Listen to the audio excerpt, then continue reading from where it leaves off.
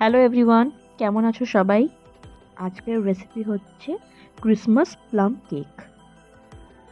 এখানে আমি প্রথমেই ক্যারামেল তৈরি করে নিয়েছি। ওতে আমি অরেঞ্জ জুস টুটি ফুটি অ্যাড করে দিয়েছিলাম। নিচ্ছি 2 কাপ ময়দা, 2 টেবিল স্পুন বেকিং পাউডার আর 1 টেবিল স্পুন বেকিং সোডা। এখানে নিচ্ছি 1 টেবিল স্পুন দারচিনি পাউডার, সামান্য একটু নুন।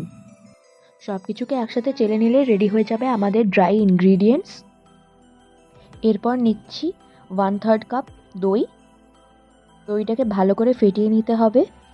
এবার আমরা যে সিরাপটা তৈরি করে রেখেছিলাম সেটা আমরা এতে অ্যাড করে দেব।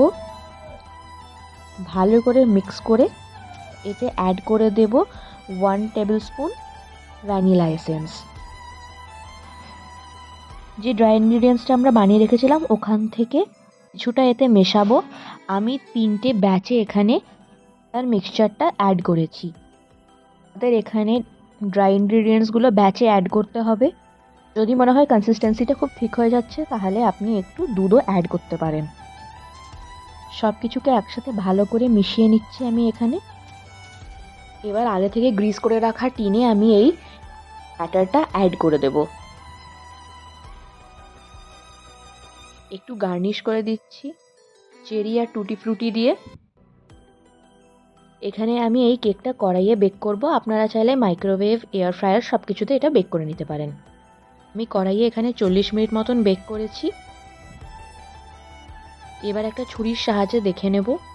ছুরিটা এরকম পরিষ্কার বেরোনো মানে আমাদের কেকটা বেক হয়ে গেছে।